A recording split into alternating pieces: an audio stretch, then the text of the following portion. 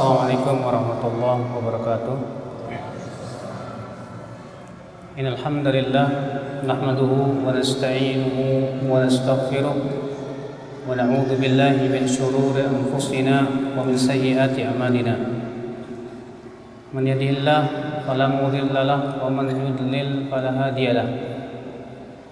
Asyhadu an la ilaha illallah wahdahu la syarika lahu wa asyhadu anna Muhammadan 'abduhu wa rasuluh. Qala Allah Ta'ala fi kitabihil karim, ya ayyuhalladzina amanu taqullaha haqqa tuqatih wa la tamutunna illa wa antum muslimun, amma ba'd. Ikhwatal iman, a'azzakumullah wa iyyakum. Pada malam hari ini tema kita adalah tentang istiqomah di jalan yang hak, dari kesibukan mencari dunia dan yang lainnya. Memang yang namanya istiqomah itu tidak mudah. Mengapa demikian? Yang pertama karena syaitan dan bala tentaranya itu iblis bersumpah untuk menggoda manusia, di mana iblis bersumpah dan mengatakan, fabima aghwaytani la'aq'udanna lahum siratakal mustaqim. Karena engkau telah menyesatkan diriku ya Allah, aku akan halangi hamba-hambamu dari jalan yang lurus. Iblis dan bala tentaranya terus menggoda, tak pernah henti-hentinya, tak pernah lelah-lelahnya. Berbagai macam trik dan tata cara mereka gunakan untuk menggoda manusia. Yang kedua, karena manusia mempunyai hawa nafsu dan syahwat. Dan syahwat itu lebih disukai oleh manusia daripada ketaatan. Ketaatan tidak disukai oleh hawa nafsu. Ketaatan tidak disukai oleh syahwat. Oleh karena itu Rasulullah SAW bersabda, huffatil jannatu bil makarih. Surga itu dikelilingi oleh sesuatu yang berat untuk hawa nafsu kita. Surga itu dikelilingi oleh sesuatu yang tidak disukai oleh hawa nafsu kita. Karena itulah memang ternyata untuk istiqomah berat sekali ya akhal Islam, azakumullah wa iyyakum. Namun kita harus istiqomah. Sebab kalau kita tidak istiqomah, kita akan dilemparkan ke dalam neraka jahanam. Itu kita tidak mau. Kita harus istiqomah, Pak. Karena itu adalah tujuan hidup kita. Kita ingin masuk surga. Tujuan kita yang paling agung adalah surga. Surga. Tidak ada yang lain. Tapi subhanallah, ternyata untuk masuk surga butuh kepada kekuatan jiwa ya. Hanya jiwa-jiwa pejuang yang ingin berjuang untuk merebut surga dengan cara melawan hawa nafsu yang akan meraih surga insyaallah ta'ala. Lalu bagaimana kita supaya istiqomah dalam kehidupan dunia ini ya? Para ulama sudah menyebutkan tentang hal itu ya. Pertama, istiqomah adalah merupakan perbuatan yang agung di mata Allah. Allah berfirman, innal ladzina qalu rabbuna Allah thumma istaqamu tatanazzalu alaihimul malaikatu alla takhafu wa la tahzanu.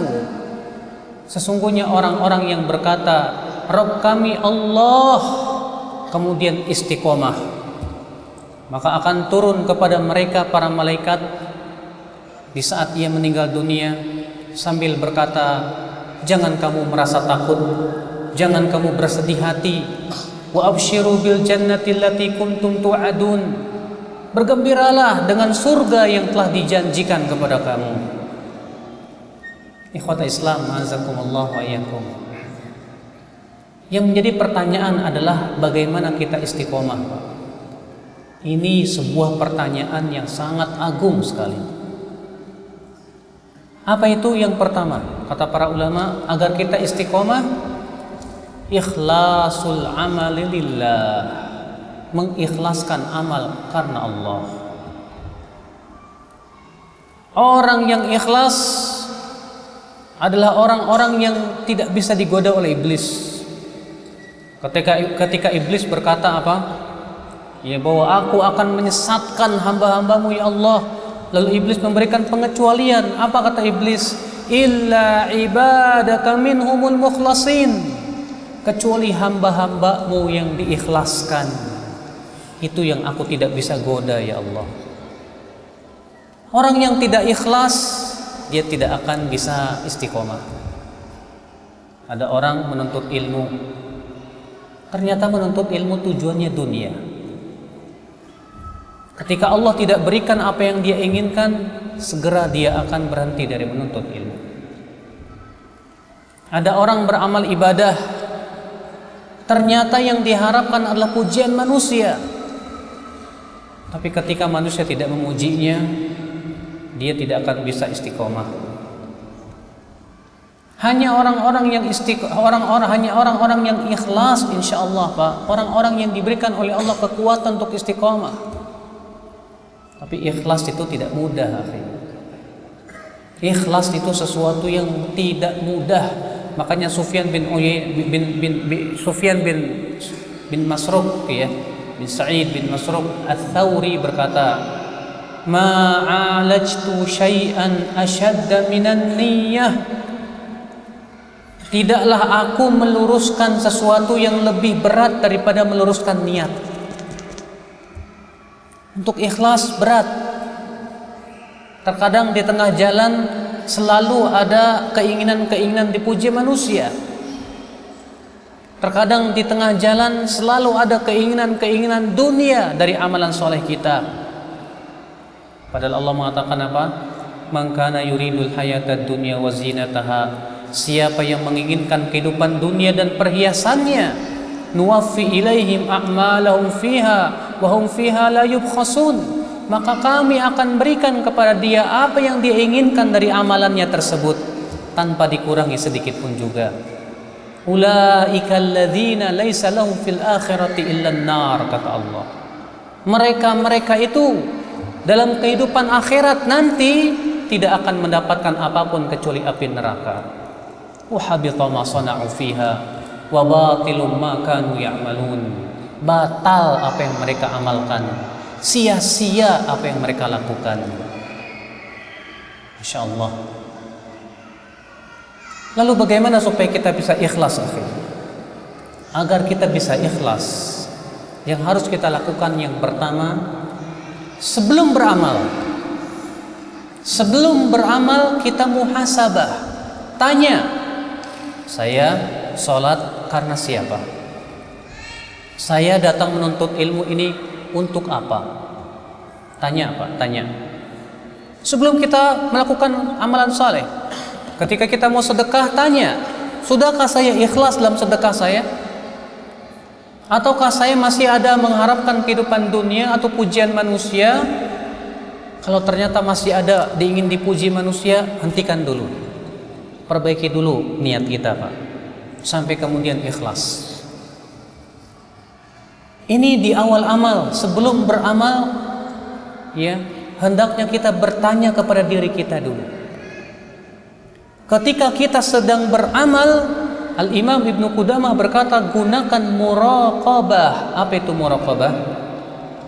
Yaitu mengawasi hati kita, Pak. Awasi terus, karena hati kita ini bagaikan partner bisnis yang sewaktu-waktu dia bisa berkhianat terhadap kita. Ikhwata Islam, azakumullah wa iyyakum.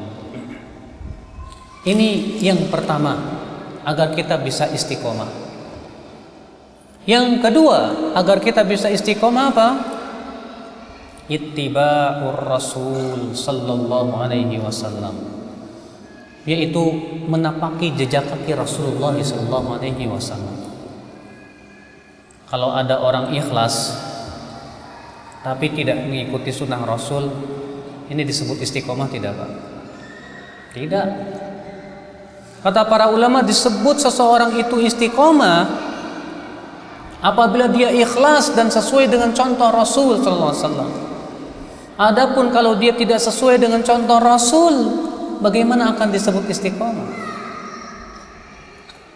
Bukankah Allah berfirman, wa anna hadza sirati mustaqiman, dan inilah jalanku yang mustaqim, yang lurus, itu jalannya Rasulullah sallallahu alaihi wasallam. Ittiba'ur Rasul adalah merupakan tanda cinta seorang hamba kepada Allah. Allah berfirman dalam surat Ali Imran ayat 31 apa? Qul in kuntum tuhibbunallah fattabi'uni yuhibbukumullah wa yaghfir lakum dzunubakum. Katakan, jika kalian mencintai Allah, maka ikuti aku, yaitu Rasulullah. Kata Imam Ibnu Katsir, hadhi ayatul imtihan. Ini ayat ujian bagi setiap yang mengaku-ngaku cinta Allah. Bahwa siapa saja yang mengaku mencintai Allah, maka dia harus mengikuti Rasulullah sallallahu alaihi wasallam. Baru benar cintanya, ya akhi, azakumullah ya. Maka ittiba'ur Rasul sallallahu alaihi wasallam ini merupakan syarat terpenting, akhi, bagi orang yang ingin istiqomah dalam kehidupannya. Iwallah. Kemudian yang ketiga, apa jalan kita untuk istiqomah, ya akhi? Yaitu berusahalah, akhi, kita selalu menuntut ilmu Allah. Jangan berhenti dari duduk di majlis taklim, akhi. Kita selalu menuntut ilmu, menuntut ilmu, menuntut ilmu. Ilmu Allah banyak sekali. Makanya setiap harinya kita disuruh untuk mengucapkan apa?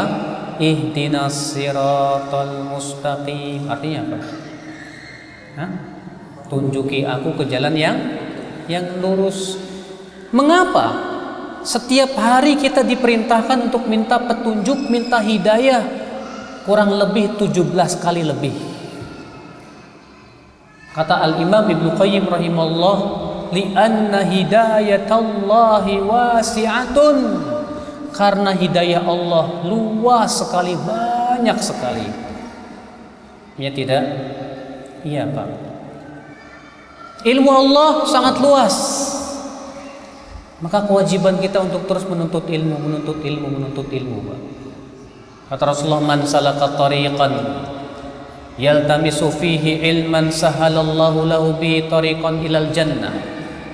Siapa yang berjalan meniti, siapa yang meniti jalan untuk menuntut ilmu, maka Allah mudahkan jalannya kemana? Ke surga, insya Allah. Antum, kita semua ingin tidak dimudahkan jalannya ke surga? Kalau kita ingin, semua kita ingin jalan kita ke surga dimudahkan, hendaknya kita menuntut ilmu Allah Subhanahu wa taala. Kalau antum mau pergi kemana, ke Berau, tapi nggak tahu jalannya, kira-kira nyampe nggak, Pak? Nggak tahu jalan, nggak mau nanya orang, nggak mau lihat peta, pokoknya saya mau pergi aja. Sulit, Pak. Kenapa? Karena kita tidak tahu jalannya. Tapi kalau kita tahu jalannya, mudah kita akan sampai ke sana. Demikian pula, kalau kita ingin pergi ke surga, harus tahu jalannya. Kalau kita tidak tahu jalannya, kita akan masuk ke neraka barangkali, ya akhwat Islam. Maka dari itu Rasulullah SAW menganjurkan kita menuntut ilmu. Al-Quran menganjurkan kita untuk menuntut ilmu Allah Subhanahu wa ta'ala. Allah berfirman apa? Wa qur rabbi zidni ilma. Katakan, ya Rabb, tambahkan kepadaku ilmu. Kata Al-Hafidz Ibnu Hajar apa? Hadil ayah fiha dalalatun wadihatun ala fadlil ilmi. Ayat ini menunjukkan dengan tegas akan keutamaan ilmu. Kenapa?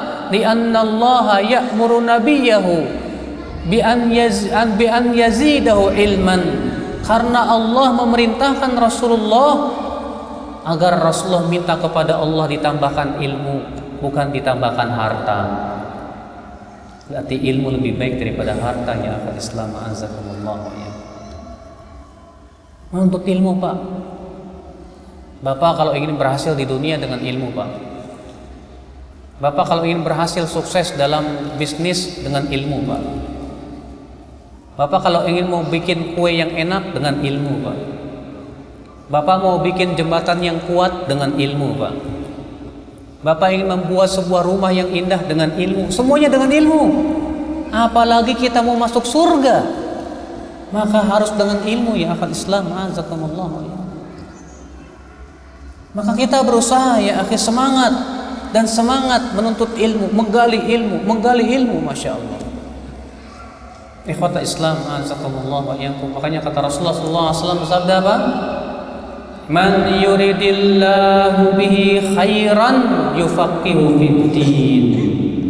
Siapa yang Allah inginkan kebaikan kepadanya, Allah jadikan ia faqih dalam agama. Berarti orang yang tidak diinginkan kebaikan oleh Allah, dia tidak akan peduli sama agamanya. Dia tidak mau peduli menuntut ilmu Allah Subhanahu wa taala. Maka ini yang ketiga, Pak, jalan untuk istiqomah, Pak. Apa itu? Menuntut ilmu. Seseorang semakin jauh dari majelis ta'lim, dari menuntut ilmu, setan akan semakin mudah untuk menggoda dia. Makanya kata Imam Az-Zuhri, satu orang alim lebih berat bagi setan daripada 1000 orang ahli ibadah tapi tidak berilmu. Kenapa? Karena orang yang berilmu tahu ini halal, ini haram, ini jalan setan, ini bukan, ini jalan menuju surga, ini jalan ke neraka. Sedangkan ahli ibadah yang tidak punya ilmu nggak tahu mana ibadah yang sesuai dengan sunnah Rasul, mana yang tidak, mana yang termasuk talbis iblis, mana yang tidak. Makanya akhul Islam penting sekali menuntut ilmu Allah Subhanahu wa taala. Orang yang ingin istiqomah menuntut ilmu. Orang yang tidak menuntut ilmu sulit untuk istiqomah, ya akhul Islam, azakumullah wa iyyakum. Yang ketiga, yang keempat, agar kita istiqomah dalam kehidupan dunia ini, Pak. Apa itu?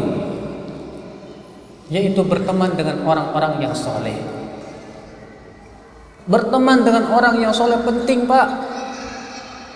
Coba baca oleh bapak-bapak dalam surat Al-Furqan bagaimana penyesalan penduduk api neraka. Penduduk api neraka menyesal, dia berkata, ya wailata laitani lam attakhidh fulanan khalila laqad adallani 'anidz dzikri ba'da idh ja'ani wa kana syaitanu lil insani khadula. Penduduk api neraka itu berkata, aduh, andaikan aku tidak menjadikan si fulan sebagai teman dekat saya. Sungguh dia sudah menyesatkan saya dari peringatan setelah datangnya peringatan kepada saya. Rupanya orang ini masuk neraka gara-gara teman. Gara-gara teman, Masya Allah. Oleh karena itu, ya akhal Islam, Rasulullah SAW senantiasa menekankan tentang masalah teman ini, Pak. Rasulullah SAW bersabda, al-mar'u ala dini khalilih falyanzur ahadukum ila man yukhalil. Seseorang itu di atas agama temannya, maka hendaklah seseorang melihat dengan siapa dia berteman. Jangan dengarkan orang yang mengatakan, wah, kita kan harus gaul, berteman dengan siapa saja. Ingat, Pak, teman itu ada dua. Teman akrab kita dan teman yang biasa saja tidak akrab. Yang wajib kita jadikan teman akrab kita adalah orang soleh. Adapun orang yang tidak soleh, sebatas dia sebagai seorang muslim, tidak masalah. Tapi untuk menjadikan sebagai dia khalil itu teman dekat, teman akrab yang kita curhat kepadanya, hendaknya orang-orang soleh, Pak. Ikhwata Islam, azakumullah wa iyyakum. Allah Ta'ala berfirman dalam surat Al-Kahfi apa? Wasbir nafsaka ma'al ladzina yad'una rabbahum bil ghadati wal 'ashiyyi yuriduna wajhah. Sabarkan dirimu bersama orang-orang yang senantiasa menyeru Rabb-Nya di waktu pagi dan petang. Sabar berteman dengan mereka, orang-orang soleh itu. Wala ta'du 'ainaka 'anhum, kata Allah. Jangan kamu palingkan matamu dari mereka. Ya, Masya Allah. Di sini Allah Subhanahu wa taala memerintahkan kita, Pak, untuk bersabar dengan orang soleh, Pak. Karena orang soleh kan manusia juga, ya nggak? Sesoleh-solehnya manusia pasti ada kekurangannya, ya nggak? Iya. Ustadz kek, siapapun pasti ada kekurangannya, Pak. Pasti ada pernah berbuat salah, Pak. Makanya Allah menyuruh kita untuk bersabar menghadapi kekurangan-kekurangan teman-teman kita. Teman kita pun juga beda-beda, Pak, ininya, Pak, sifat dan karakternya, Pak. Yang jelas, Pak, mendapatkan teman soleh itu keuntungan di dunia dan akhirat, Pak. Apa keuntungan di dunia? Keuntungan di dunia teman soleh itu ketika kita benar didukung, ketika kita salah diingatkan. Masya Allah, ini keuntungan di dunia. Keuntungan di dunia, ya, teman soleh itu selalu berusaha membantu kita di saat kita susah. Teman yang setia, yang soleh, yang bertakwa kepada Allah, Pak, selalu berusaha bagaimana dia menginginkan kebaikan untuk kita. Itu keuntungan di dunia. Di akhirat lebih lagi. Sukan dalam riwayat Imam Bukhari, Pak, bahwa nanti kaum mukminin setelah melewati jembatan Sirat yang terbentang di atas api neraka, ya, mereka berhasil melewati jembatan Sirat. Kemudian mereka menghadap kepada Allah. Lalu mereka berkata, "Ya Rabb, ikhwanuna alladhina kanu yusalluna ma'ana wa yasumuna ma'ana hum finnar." Ya Rabb, teman-teman kami yang dahulu mereka sholat bersama kami, berpuasa bersama kami, kenapa engkau masukkan mereka ke dalam api neraka? Kata Rasulullah, "Fama asyaddu mujadalatan lillah illal mu'minun." Di hari itu tidak ada yang paling keras, ya, jidalnya, debatnya dengan Allah kecuali kaum mukminin. Mereka terus berkata, "Ya Allah, mereka teman-teman kami yang dahulu sholat bersama kami, mereka berpuasa bersama kami, kenapa engkau masukkan ke neraka?" Lalu Allah pun berfirman, "Silahkan kalian keluarkan dari orang-orang yang kalian kenal yang mengucapkan la ilaha illallah. Keluarkan mereka dari api neraka." Maka kaum mukminin pun langsung diambilnya teman-teman mereka yang di dalam api neraka itu, yang mengucapkan la ilaha illallah. Bayangkan, Pak, itu teman-teman soleh, Pak. Makanya Al-Hasan Al-Basri berkata apa? Ya, "Aktsiru min suhbatis salihin." Perbanyaklah teman-teman yang saleh. Beliau berkata juga, "Wahai teman-temanku, kalau nanti di hari kiamat kalian tidak mendapatkan aku di surga, ya, maka cari aku di neraka. Ya, barangkali syafaat kalian bermanfaat untuk diriku." Na'am akhul Islam, azakumullah wa iyyakum. Makanya mempunyai teman soleh itu keuntungan luar biasa. Jangan kita berkata seperti yang dikatakan oleh orang-orang awam, gaul. Kita katakan, maksud antum gaul apa ya? Kalau gaul maksudnya kita bermasyarakat, ya bagus. Gaul maksudnya kita bergaul dengan manusia untuk kebaikan, silahkan, Pak. Tapi kalau bergaul artinya kita mengikuti kemauan mereka, mereka tersesat, kita ikut sesat. Mereka berbuat maksiat, kita ikut berbuat maksiat. Ini dilarang dalam Islam, ikhwata Islam, azakumullah. Makanya kata Ibnu Mas'ud apa? La takunu imma'atan. Jangan kalian imma'ah. Apa itu Ibnu Mas'ud? Imma'ah. Kata Ibnu Mas'ud, "In ahsanan nas ahsantu wa in asa'u asa'tu." Kalau orang berbuat baik, aku ikut berbuat baik. Kalau orang berbuat buruk, aku ikut berbuat buruk. Jangan seperti itu, kata Ibnu Mas'ud radhiyallahu anhu. Ikhwata Islam, azakumullah wa iyyakum. Ini yang keempat, Pak, yaitu agar kita istiqomah, apa? Carilah teman-teman yang soleh, apalagi teman hidup, ya. Antum-antum yang masih jomblo, yang masih belum menikah, ya, jangan yang antum lihat itu kecantikan aja, jangan, Pak. Lihat agamanya, lihat akhlaknya. Kata Rasulullah, "Fadfar bidzatid din taribat yadak." Cari oleh kamu yang punya agama dan akhlak, kamu beruntung nanti. Ya. Tapi kalau dapat dua-duanya, cantik juga, akhlak juga, agama juga, masya Allah. Ikhwata Islam, azakumullah wa iyyakum. Jadi ini yang keempat agar kita istiqomah. Apa itu? Teman-teman yang saleh. Yang kelima, agar kita bisa istiqomah, Pak, apa? Beramal saleh. Di sana ada amalan-amalan yang insya Allah, Pak, membantu kita untuk istiqomah, Pak. Apa amalan-amalan yang bisa membantu istiqomah, Pak? Yang pertama, menjaga sholat berjamaah di masjid, Pak. Iya. Dalilnya mana, Ustadz? Saya akan sebutkan dalilnya.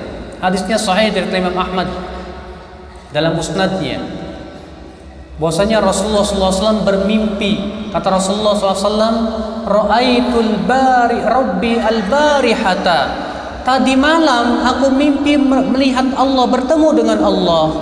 Fi ahsani suratin, dalam bentuk yang sangat indah sekali, kata Rasulullah SAW. Kemudian Allah berfirman kepadaku, "Ya Muhammad, atadri fima yahtasimu fihi al-mala'ul a'la?" Tahukah kamu, hai Muhammad, apa yang sedang diperbincangkan oleh malaikat yang ada di langit?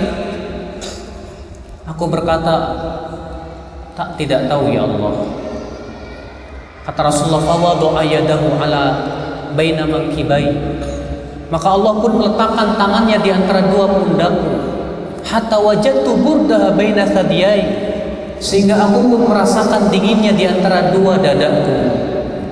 Fa'alimtu ma fis sama'i wal ard, aku pun mengetahui apa yang terjadi di langit sana dan di bumi.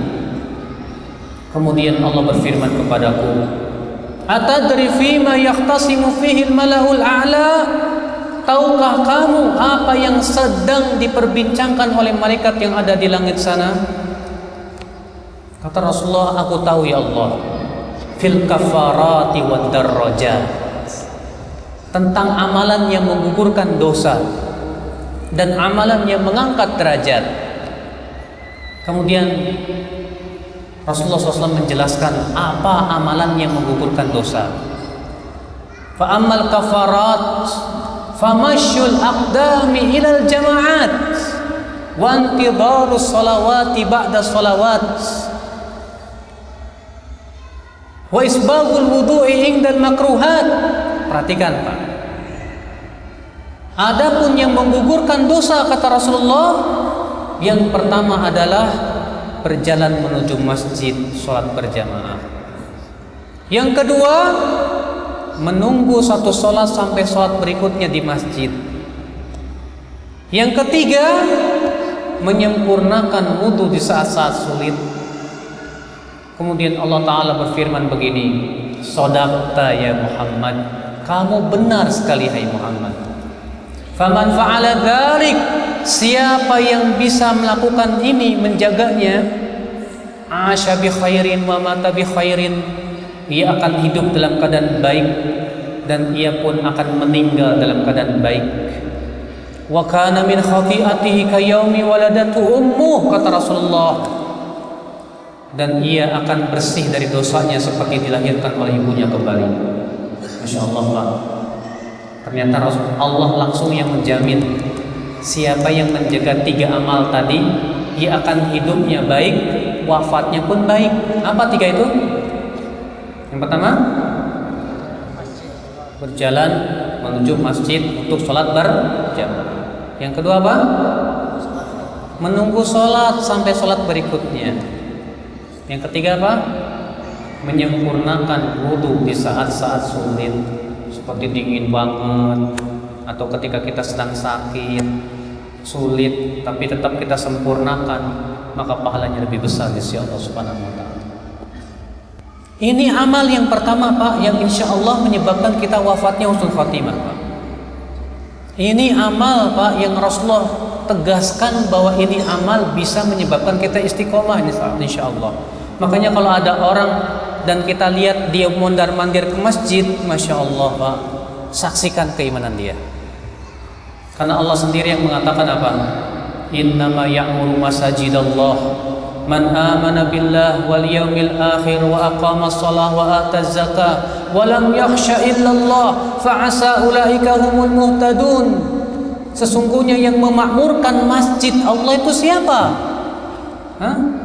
Itu orang yang beriman kepada Allah dan kehidupan akhirat, mendirikan salat dan membayar zakat, dan ia tidak takut kecuali hanya kepada Allah saja. Mereka itu semoga akan mendapatkan hidayah, kata Allah Subhanahu wa taala. Lihat Pak, berarti ya orang yang menjaga salatnya ke masjid itu disaksikan keimanannya oleh Allah Subhanahu wa taala. Makanya subhanallah Pak, benar. Orang-orang yang selalu pergi ke masjid, selalu dia ingin pergi ke masjid, selalu wafatnya rata-rata husnul khatimah. Selalu diberikan oleh Allah kekuatan istiqomah. Alhamdulillah. Ini amal yang pertama, yang insya Allah yang bisa membuat kita istiqomah dalam kehidupan dunia. Yang kedua, apa amal yang insya Allah bisa memberikan kepada kita kekuatan untuk istiqomah Pak? Yang kedua adalah qiyamul lail, salat malam. Kenapa salat malam saya katakan begitu Pak? Karena Allah berfirman dalam surat Al-Muzammil. Allah berfirman, inna nasyi'atal lail hiya asyaddu wata'a wa aqwamu qila. Sesungguhnya salat malam itu lebih mengokohkan hati, dan itu adalah amalan yang paling baik. Ini ayat Al-Quran diturunkan di awal-awal Rasulullah berdakwah. Di saat itu Rasulullah SAW menghadapi rintangan yang sangat berat. Ternyata yang Allah perintahkan kepada Rasulullah apa? Salat malam. Kenapa? Alasannya ternyata salat malam itu bisa menguatkan hati Pak. Subhanallah. Makanya Pak, salat sunnah yang sering dan paling sering Allah sebutkan dalam Al-Quran salat apa? Salat tahajud. Allah menyebutkan salat tahajud itu di 7 ayat atau 8 ayat. Di antaranya Allah berfirman dalam surat Al-Addariyat ketika menyebutkan tentang sifat penduduk surga. Allah berfirman, innal muttaqina fi jannatin wa uyun akhidina ma atahum rabbuhum innahum kanu qabla dhalika muhsinin kanu qalilan minal laili ma yahja'un wa bil asharihum yastaghfirun. Sesungguhnya orang-orang yang bertakwa itu di dalam surga dan mata air yang mengalir. Mereka mengambil apa yang Allah berikan kepada mereka. Mereka dahulu termasuk orang-orang yang berbuat ihsan. Dahulu mereka sedikit sekali tidurnya di waktu malam, dan di waktu sahur mereka beristighfar kepada Allah Subhanahu wa taala. Lihat Pak, ya. Ternyata penduduk surga sifatnya yang paling menonjol apa? Suka sholat tahajud. Makanya jangan Pak, kita ini jangan membiasakan diri untuk meninggalkan sholat tahajud, jangan. Iya. Walaupun cuma witir.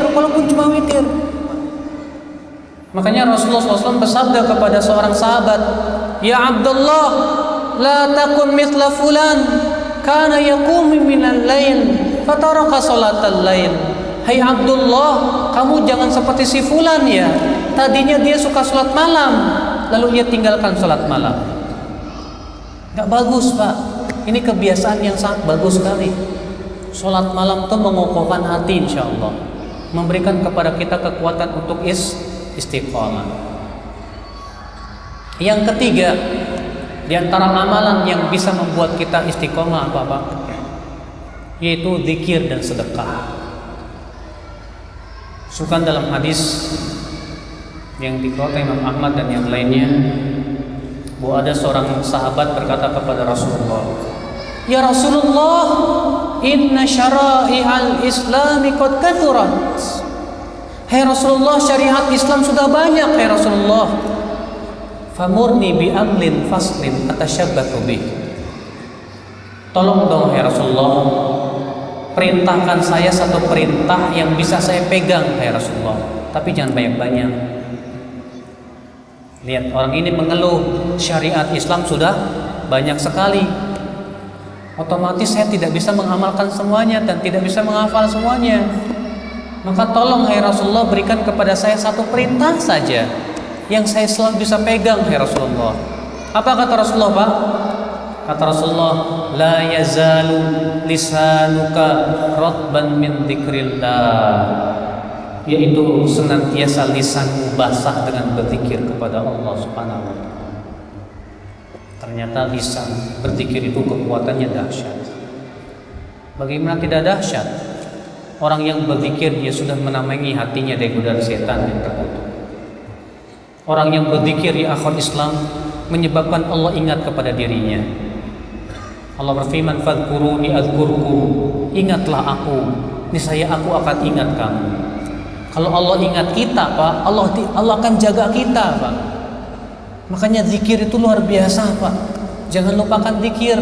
Zikir mau tidur, zikir bangun tidur. Kayak terkadang mau tidur lupa. Zikir pagi sore, jangan lupa tuh, Pak. Zikir mau pakaian, zikir setelah sholat, zikir mau masuk WC. Banyak sekali zikir-zikir itu, Pak. Zikir mau naik kendaraan, zikir safar dan yang lainnya. Ikhwatul Islam, azakumullah wa iyyakum. Ya. Sedekah pun demikian. Kata Rasulullah SAW apa? Shadaqatus sir tudfi'u ghadabar rabb. Sedekah yang rahasia itu bisa memadamkan kemurkaan Allah Subhanahu wa taala.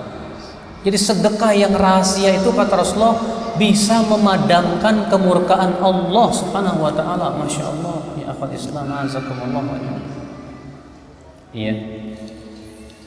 Maka dari itu ya akhi, ini amalan yang ketiga yang insya Allah bisa membantu kita untuk apa?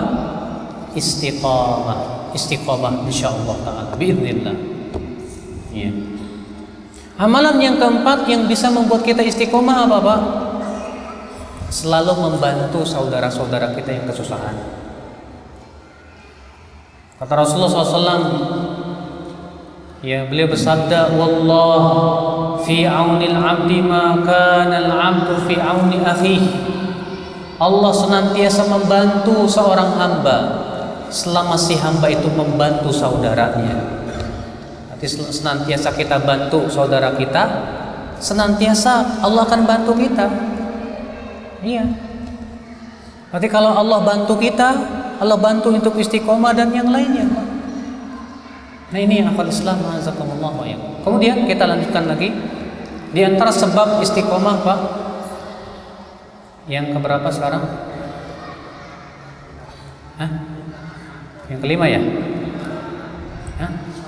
Yang pertama kan ikhlas. Kemudian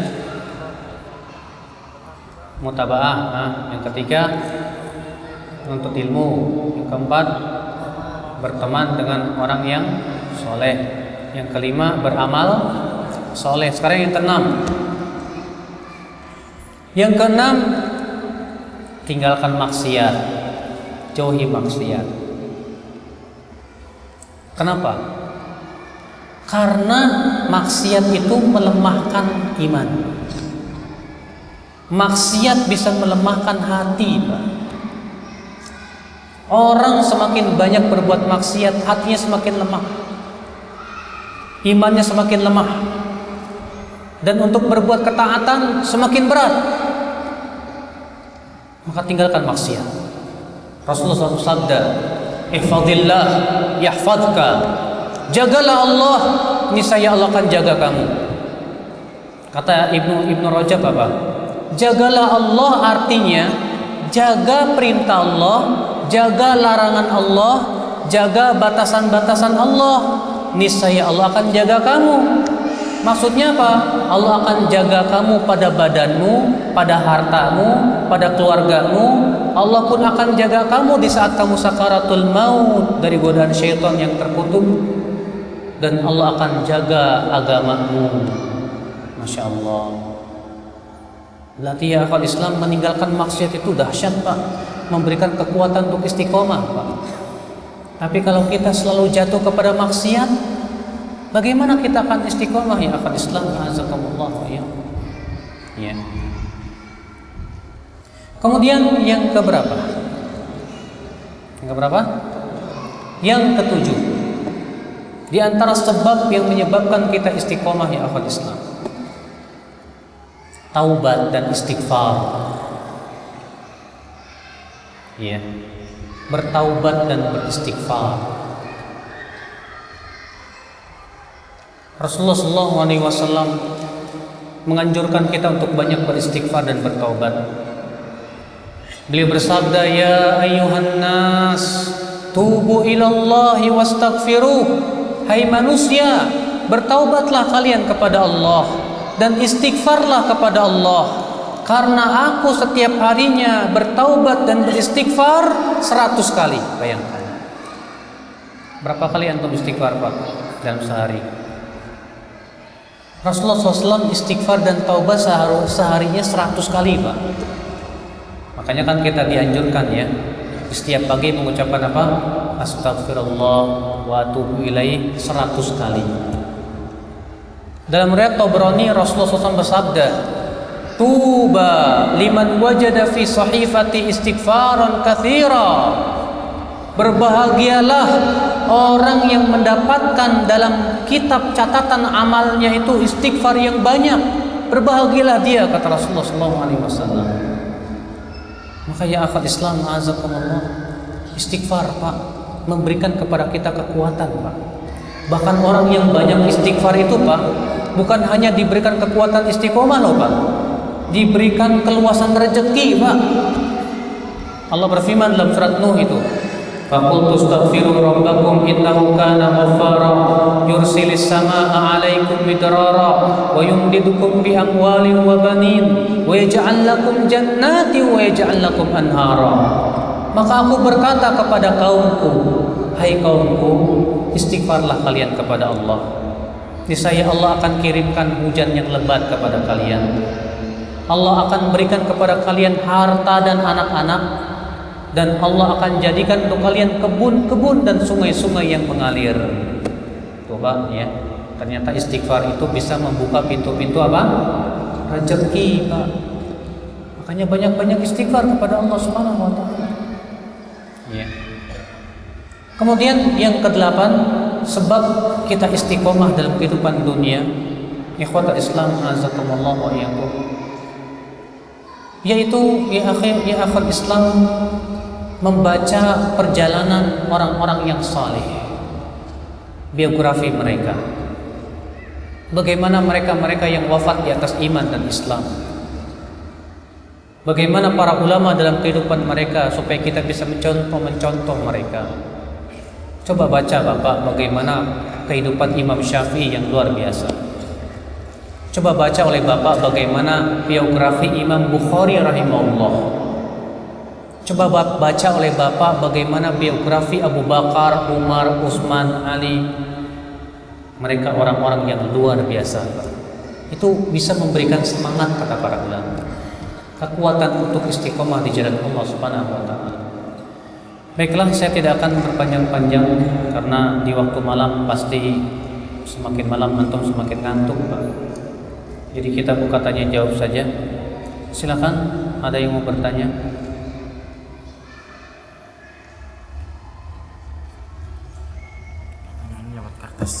Pertanyaannya lewat kertas aja. Pertanyaan hanya lewat kertas, tidak bisa langsung.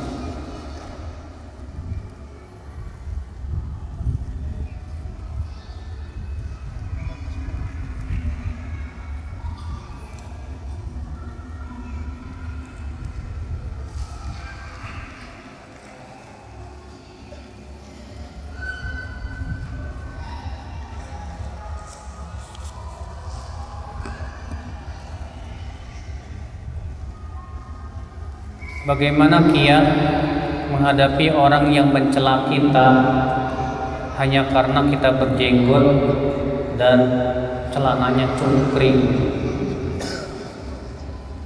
Kiatnya Pak, senyum aja Pak. Nggak usah marah-marah. Kalau ada orang ngejek Bapak jenggotan kayak kambing, bilang Rasulullah bersabda kambing itu binatang surga. Alhamdulillah kalau kayak disebut kayak kambing. Para nabi berjenggot, saya ingin menyerupai para nabi. Ya. Jadi Bapak kalau dicela itu nggak usah marah Pak. Sebab kalau Bapak ikut-ikutan marah, berarti Bapak membalas kebodohan dengan kebodohan. Udah biarin aja lah. Ya. Kalau mereka mencela ya udah biarin. Kita senyum aja. Sebatas membawakan dalil nggak apa-apa. Ya.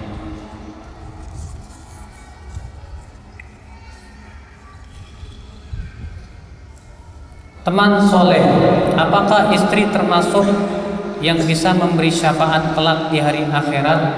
Mudah-mudahan insyaallah.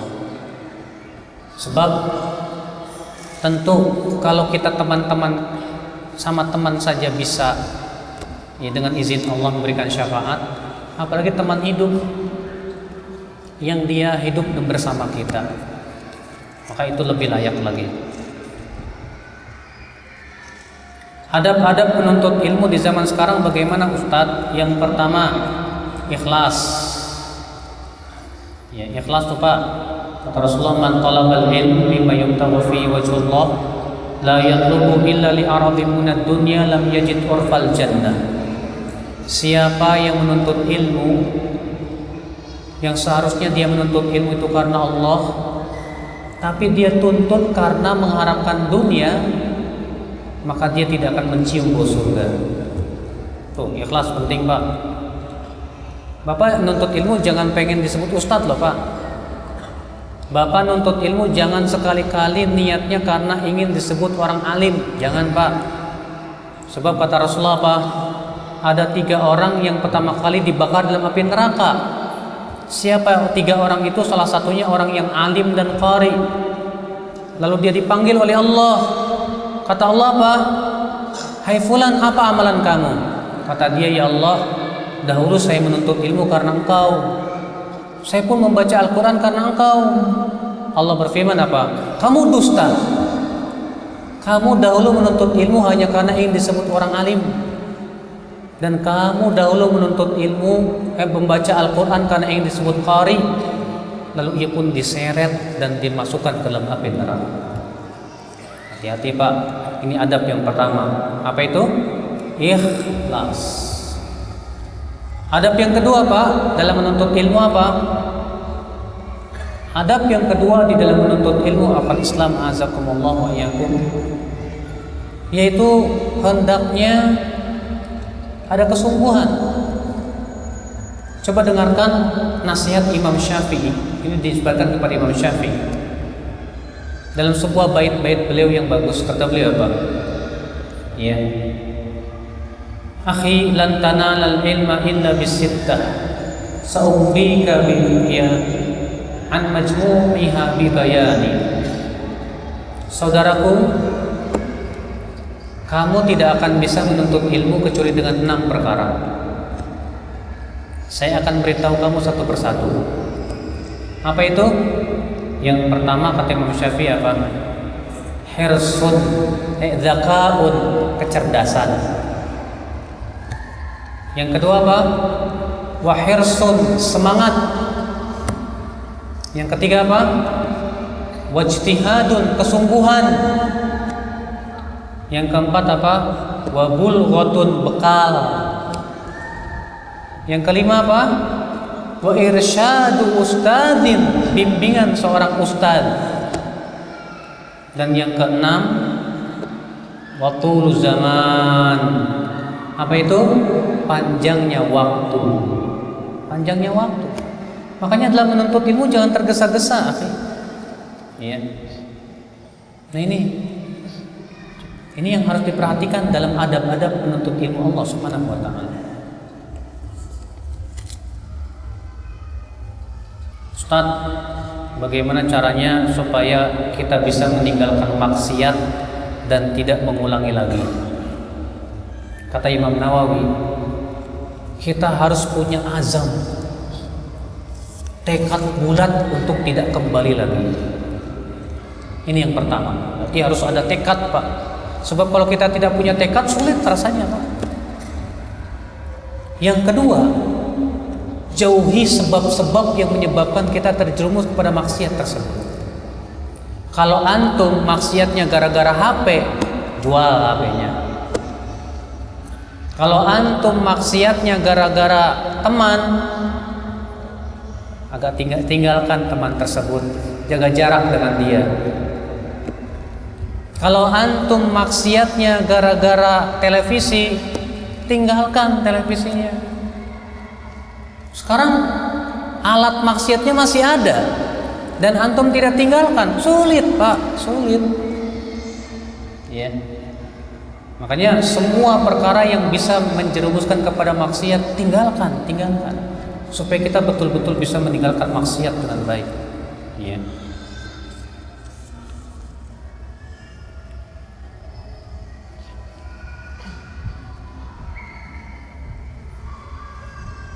Ustaz, di tempat saya sering melihat orang yang mengenal sunnah, tapi tatapan matanya itu kurang bersahabat sama orang lain yang tidak mengenal sunnah. Itu gimana ya? Ya itulah Pak, fenomena, Pak. Ya, terkadang karena kita merasa sudah Masya Allah sunnah, pas ngelihat orang yang nggak sunnah, tatapannya beda gitu, Pak. Sinis dan yang lainnya.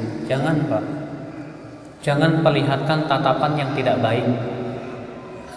Perlihatkan tatapan kasih sayang, Pak. Iya. Perlihatkan senyum. Makanya kata Rasulullah apa? At-tabassum fi wajhi akhika shadaqah. Tersenyum di wajah saudaramu apa? Hah? Sedekah. Kita tahu tuh hadis, tapi buat senyum mahal banget tuh, Pak. Apa susahnya kita mengatakan Assalamualaikum akhi, gimana kabarnya? Sehat? Ya. Assalamualaikum, Pak, senyum. Orang dengan senyuman saja udah seneng, Pak.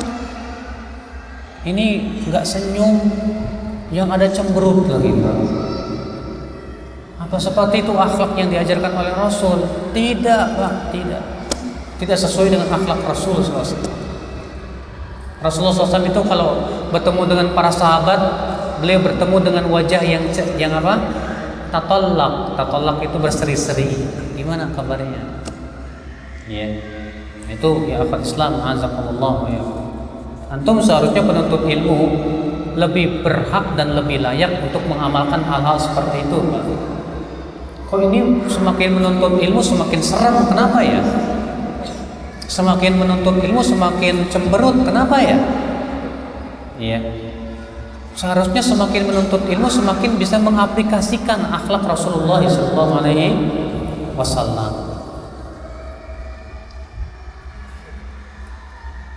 Ustaz, saya sering lupa. Bagaimana kiat menuntut ilmu agar lebih mudah difahami? Memang sih kecerdasan beda-beda, Pak. Ada yang IQ-nya Masya Allah, sekali dengar aja langsung paham maksudnya. Ada orang yang IQ-nya dikit payah, ya.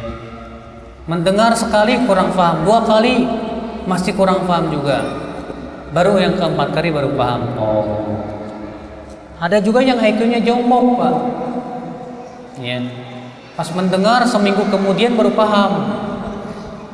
Ya, oh itu maksudnya Ustadz yang kemarin tuh. Ya, Allah tidak membebani jiwa kecuali sesuai dengan kemampuan. Ya.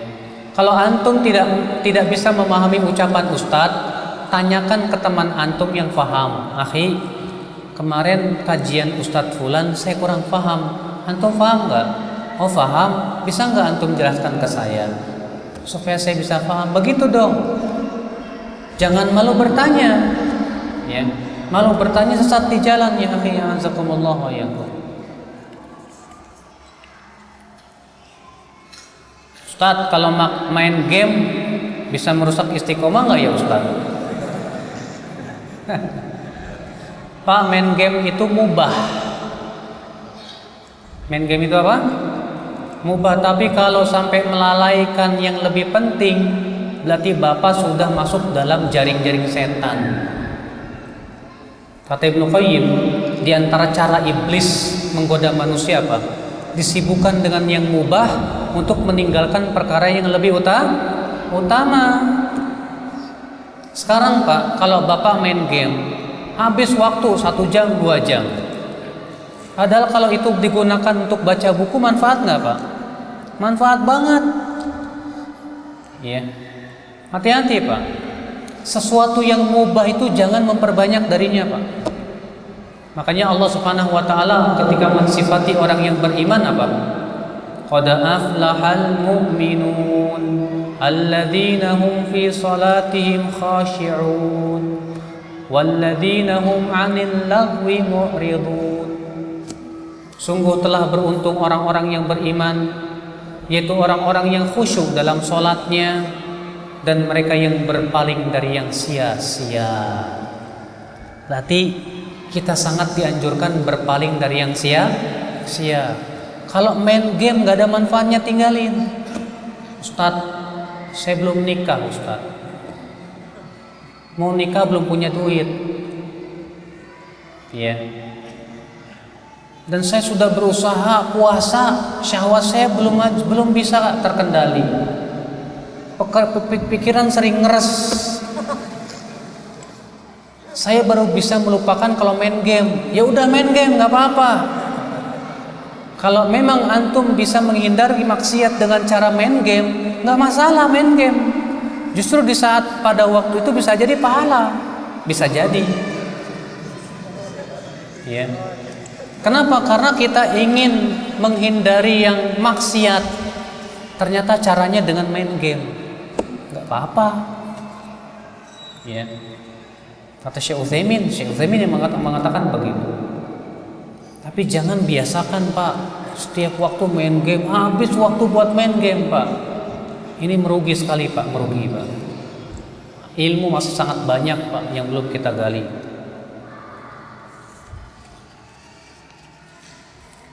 Ustadz, anak usia 29 tahun tapi masih jomblo. Orang tua ingin minta yang satu ras. Ya. Satu ras Toyota dong, enggak ras ya. Toyota ras. Gimana dong Ustadz? Anak sedih jomblo terus. Sian. 29 tahun buat kencing doang Pak.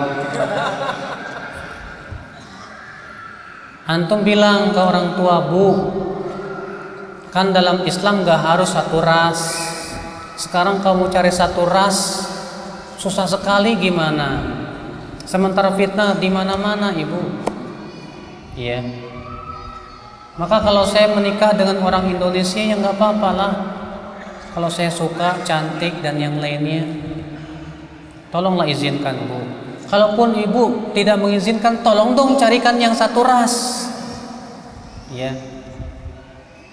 Karena saya sudah berumur, udah 39 tahun begini. Udah bujangan lapuk. Ya. Maka dari itu antum harus berusaha merayu orang tua. Ini zaman fitnah, akhi. Rasulullah mengatakan bahwa menikah itu menyempurnakan separuh agama. Menikah itu menyempurnakan separuh agama. Luar biasa akal Islam, azakumullah. Ini sunnah Nabi sallallahu alaihi wasallam. Ya. Bagaimana menasihati ibu yang tidak mau berjilbab, berhijab? Menasihati orang tua harus super halus. Yang pertama, harus perlihatkan bakti kita kepada orang tua. Yang kedua, kita berusaha menasihati dengan cara lembut. Ya. Coba antum tanya ya kepada sales, gimana sih caranya kamu menjual supaya laku? Oh, kata sales, disebutin keistimewaan barangnya. Ini barang ini bisa begini ya. Demikian pula, Ibu tahu nggak Bu? Jilbab itu ternyata luar biasa loh Bu. Ya. Jilbab itu ternyata begini, begini, begini. Bahkan ibu kalau pakai jilbab tambah cantik deh, Bu. Maka yang seperti ini nggak masalah akal Islam. Biarkan dia mau berjilbab dulu, tertarik dulu, yang penting tertarik dulu. Ya, kuatkan dulu akidah dia. Jadikan dia cinta kepada Allah Subhanahu wa taala.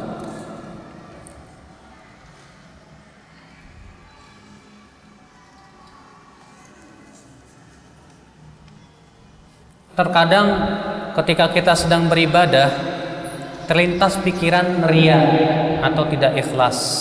Terus kita istighfar. Yang seperti ini bagaimana? Yang seperti ini kata para ulama tidak mempengaruhi apa-apa.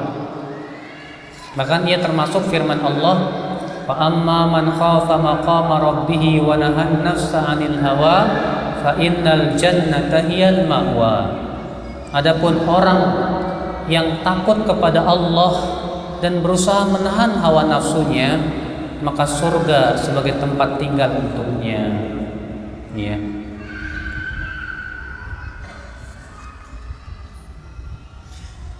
Apa hukumnya jika saya tidak bayar hutang dengan uang penghasilan sendiri, tapi suami tidak mau bayar? Ya.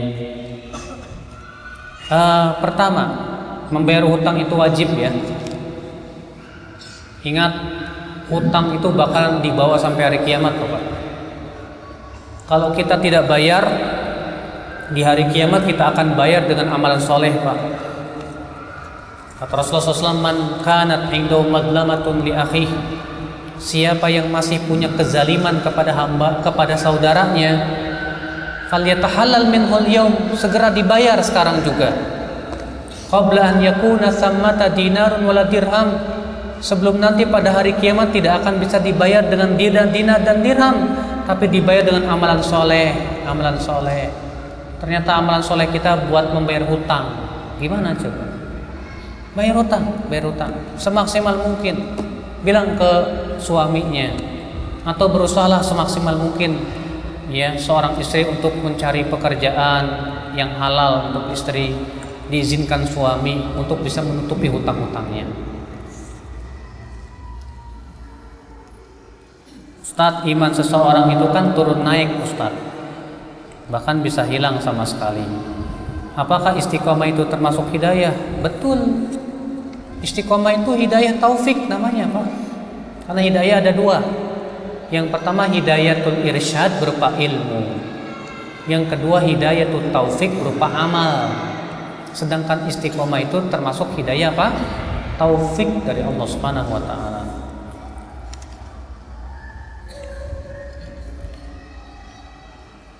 Apa ada bagaimana menasihati istri yang selalu pakai parfum kalau keluar rumah? Ya. Cariin hadis tentang itu.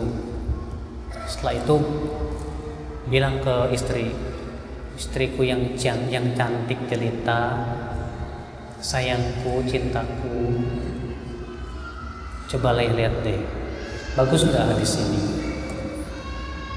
Kata Rasulullah, wanita mana saja yang keluar rumah memakai parfum minyak wangi, ya, maka dia pelacur terus. Gimana nih istriku? Bacain tuh, biarkan istri yang baca ke dia. Nggak usahlah kita nanya, nggak usah, apalagi kita marah-marah sama istri, nggak usahlah. Ya, tulis hadisnya, kemudian perlihatkan ke istri, baca deh istriku, kira-kira hadis ini gimana? Supaya dia berpikir, ya. Bagaimana cara meninggalkan teman yang berbuat maksiat dan cara membawanya ke majelis taklim? Kita tetap, Pak, berakhlak mulia kepada dia. Kalau dia mengajak berbuat maksiat, kita katakan, maaf, saya tidak ingin berbuat maksiat kepada Allah. Kemudian cobalah kita berikan nasihat yang baik sedikit-sedikit, ya.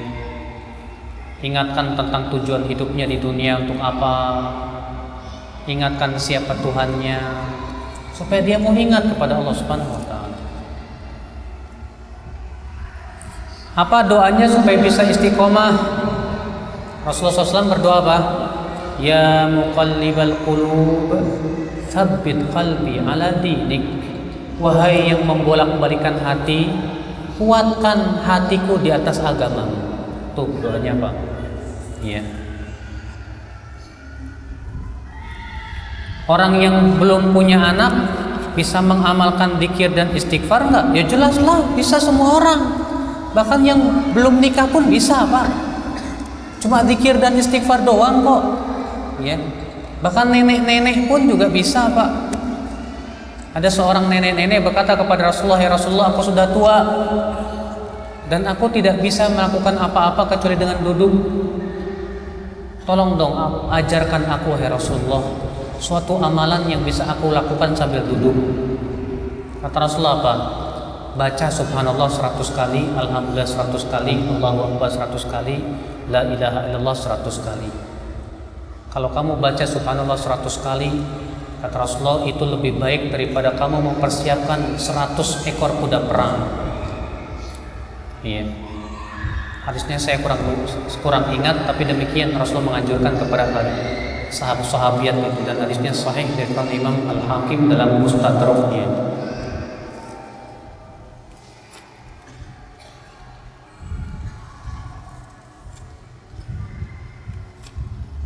Sahkah sholat seorang yang tidak baca bismillah?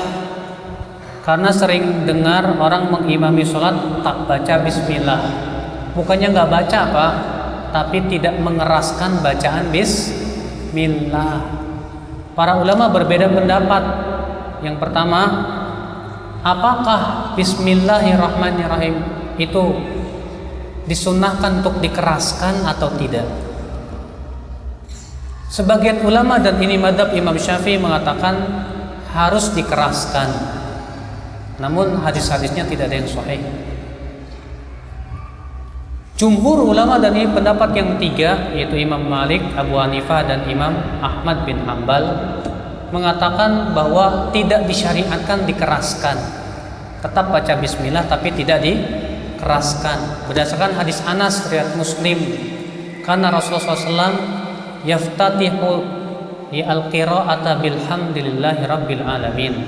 Adalah Rasulullah SAW memulai bacaan dengan ucapan alhamdulillahi rabbil alamin. Dalam riwayat Ibnu Khuzaimah dengan lafaz begini, fakana la yajharu bi bismillahirrahmanirrahim. Adalah Rasulullah SAW tidak mengeraskan bacaan bismillahirrahmanirrahim. Dan pendapat ini yang paling kuat. Ya. Itu tidak disyariatkan mengeraskan bacaan tetap harus baca bismillah. Karena pendapat yang paling kuat adalah bahwa bismillahirrahmanirrahim termasuk Al-Fatihah. Sebagaimana disebutkan dalam riwayat Al-Baihaqi.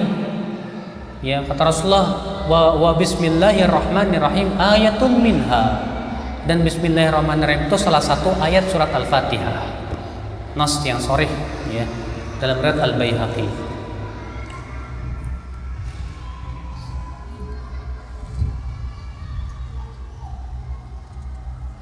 Bagaimana mengatasi iman yang sedang futur sementara kita ingin istiqomah?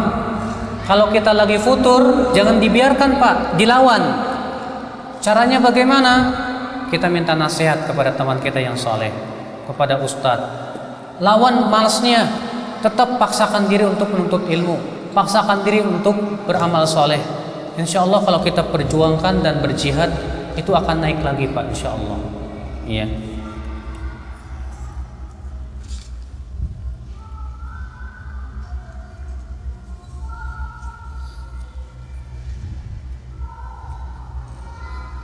Usaha dan doa apa Ustadz supaya istiqomah menjauhi pacaran? Nah, yang suka pacaran ini caranya kawin. Iya dong. Bilang ke perempuannya, kamu saya lamar aja ya, daripada kita pacaran terus dosa. Saya dapat hadisnya, dalilnya dari Al-Quran dan hadis nih, gimana nih? Gak boleh pacaran, ternyata haram. Gimana Neng kalau kita kawin aja yuk? Iya. Kalau si akhwatnya bilang nggak mau, kita pengen pacaran. Wah kalau begitu sih saya berhenti aja deh pacarannya. Ya. Kita harus lebih takut kepada Allah, Pak, daripada takut kehilangan si Neng. Ya. Daripada takut kehilangan perempuan itu. Tegaskan begitu. Saya nggak mau pacaran, akhi. Saya ingin segera kita menikah aja lah daripada pacaran, fitnah terus, dosa terus. Ya, Masya Allah. Bagaimana menghindari rasa malas menuntut ilmu? Pertama, malas jangan diikuti, harus dilawan. Yang kedua, baca sejarah para ulama terdahulu, bagaimana mereka semangat dalam menuntut ilmu. Ada Pak buku yang bagus Pak, 128 cara agar menuntut ilmu kembali semangat. Itu bukunya bagus deh, Bapak beli itu. Iya. 122 kalau masalah ya. Saya seorang mahasiswa. Bagaimana caranya agar saya bisa menghindari atau memperkecil maksiat? Karena saya sering berinteraksi dengan teman wanita di kelas atau bercampur baur. Saya sulit untuk meninggalkan penyebab ini. Pindah sekolah. Iya, gimana lagi? Kalau antum nggak bisa, pindah ke sekolah yang Masya Allah bisa menjaga agama, ya kan? Iya. Cari sekolahan yang tidak campur baur. Iya. Saya dulu waktu SMA satu kelas campur baur. Cuman waktu itu alhamdulillah saya udah ngaji. Saya berpikir gimana caranya supaya saya nggak didekati cewek ya. Saya galak aja sama cewek.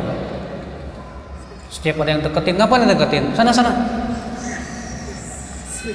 Jadi satu SMA itu saya terkenal judes sama perempuan. Saya berprinsip nggak apa-apa disebut judes daripada saya terfitnah.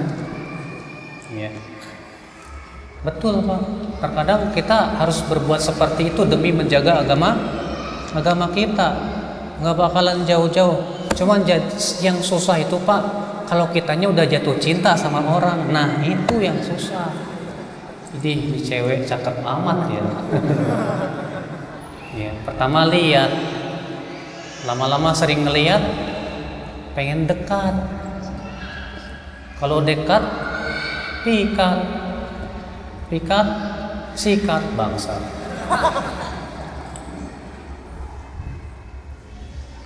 Iya Pak, kalau memang tidak bisa ya, berusahalah menjaga agama itu lebih baik.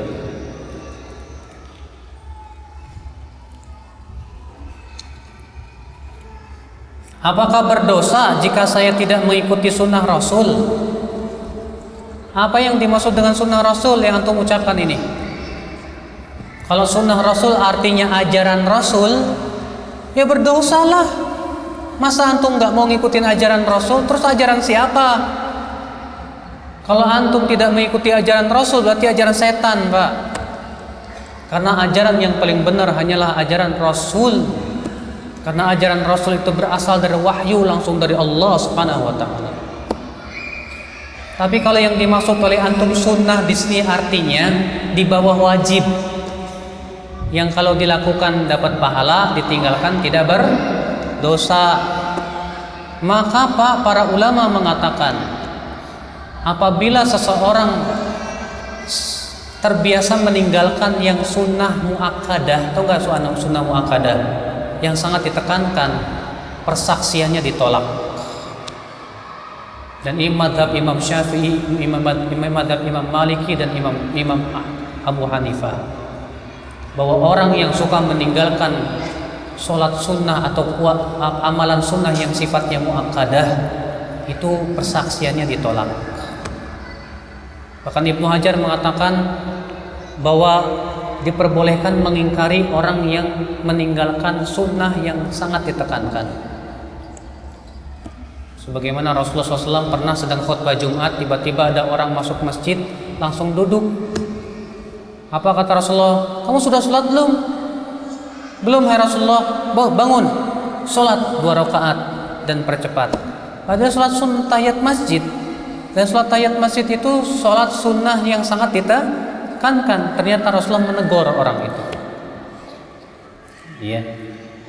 Makanya kalau antum bilang, apa saya berdosa jika saya tidak mengikuti sunnah Rasul?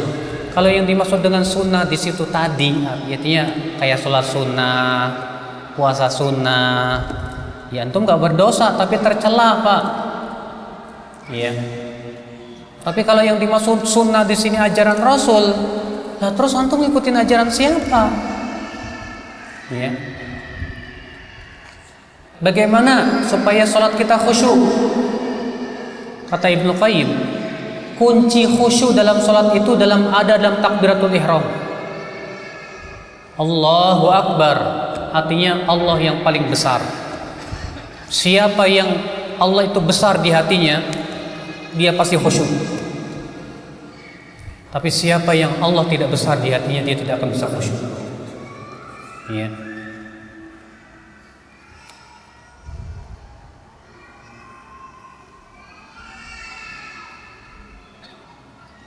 Saya PNS, Ustadz, udah jenuh dengan lingkungan kerja, Ustadz.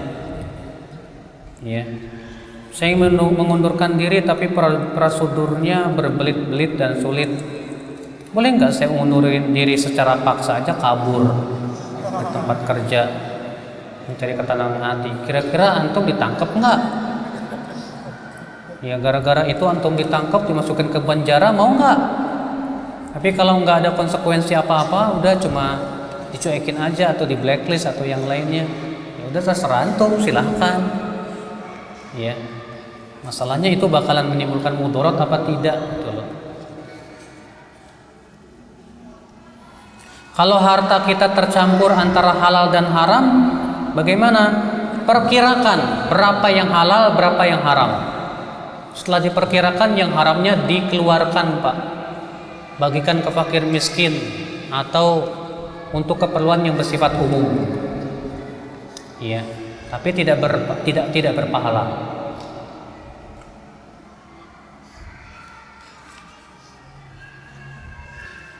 Bagaimana menyikapi suami yang sering marah? Kalau istri punya suami sering marah, harus berintrospeksi diri apa? Kenapa sih sebabnya suami saya sering marah? Ada apa ya? Harus diperiksa kenapa sering marahnya ini. Karena faktor sering marah itu terkadang pertama kurang istirahat, menimbulkan marah. Atau yang kedua lapar. Istrinya lambat masaknya, marah-marah, ya pantas aja. Atau yang ketiga, nggak puas sama istrinya itu dalam berhubungan, sehingga syahwatnya belum tersalurkan, jadinya marah-marah. Atau yang keempat, yang paling berat, suka jelalatan di luar, ngelihat yang cantik-cantik di luar, akhirnya berkurang rasa cintanya kepada istrinya. Jadi akibatnya suka marah-marah. Ini akibat daripada apa? Maksiat biasanya, Pak. Kalau yang seperti ini berarti ibu harus dandan lebih menor daripada yang luar. Iya.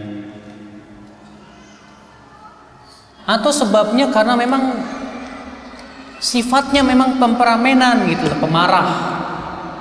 Kalau memang seperti itu, jangan dikasih makanannya makanan daging kambing, tambah kasihnya apa? Kangkung, bayam, ya. Karena kangkung itu bisa mendinginkan hati, ya. Supaya nggak marah-marah terus. Gimana suami saya ya? Kasih kangkung, ya.